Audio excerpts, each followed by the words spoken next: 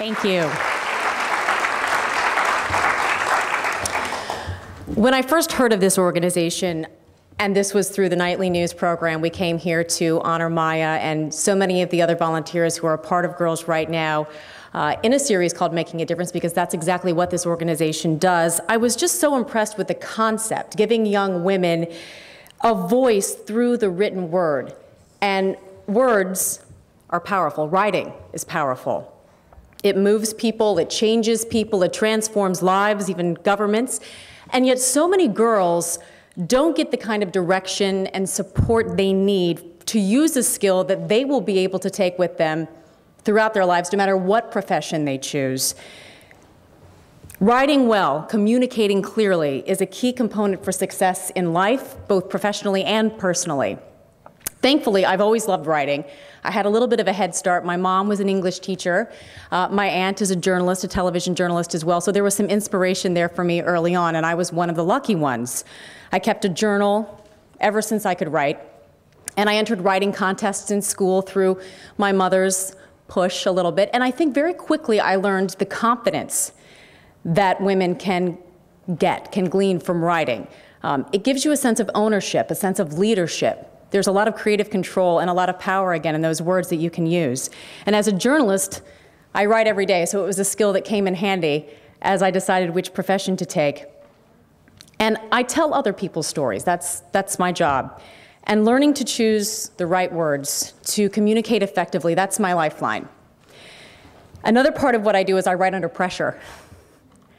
I've written stories in live trucks speeding down the road, in planes, trains, even on a boat one time in the Indian Ocean to try and make deadlines. So it's writing under pressure, writing with creative inspiration, but also making sure that you're telling people what actually happened, what you saw, what you witnessed.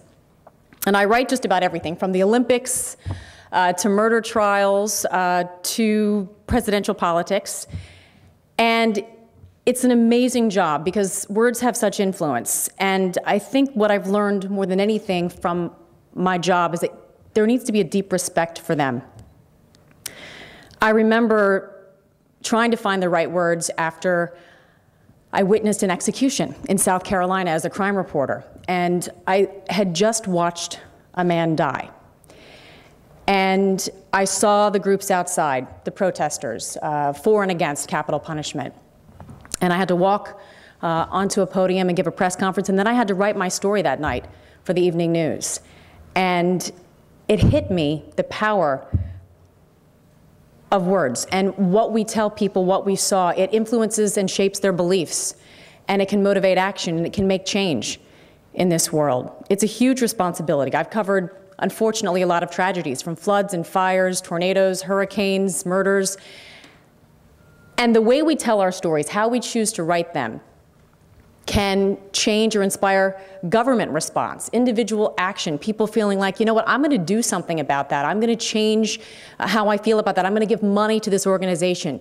It's amazing what we can do as writers to inspire other people. I think when I first realized I was in the right profession, it was my first story I ever covered. It was in Athens, Georgia. I was still in college. And it was my first story, and I was going through some of the police reports trying to find a good story. And I saw this horrible tragedy of this woman who had overdosed on a drug. I don't know which one it was. I think it was ecstasy, perhaps. It was a big problem on campus, and I thought, you know what, let me just cross-reference her phone number and her name and see if I can find her address, because this was before the days of the internet.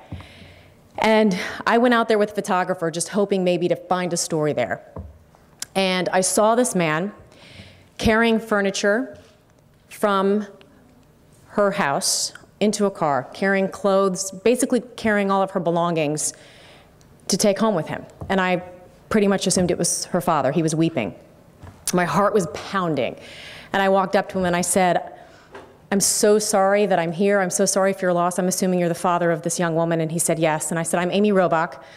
I'm with University News, and I really want to do a story on what happened to your daughter. My story will air tonight in every dorm room, and I feel like if it could stop one person from using drugs tonight, then it would be worthwhile. And I know this is probably incredibly difficult for me even to ask you to do, but would you do this for me? Would you talk to me? Would you do this interview? And he said yes.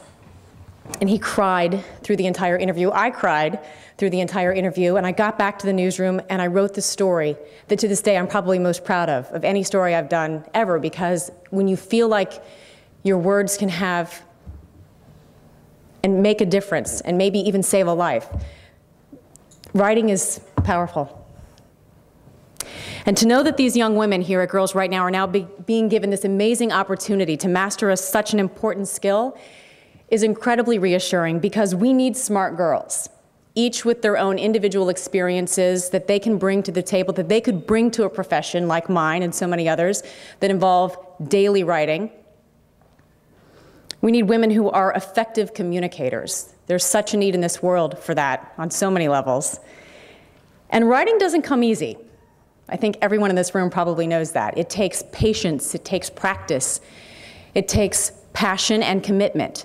And when I saw this organization and saw the mentors with their mentees, it was such an inspiration to me to see the gift that they're giving these young women.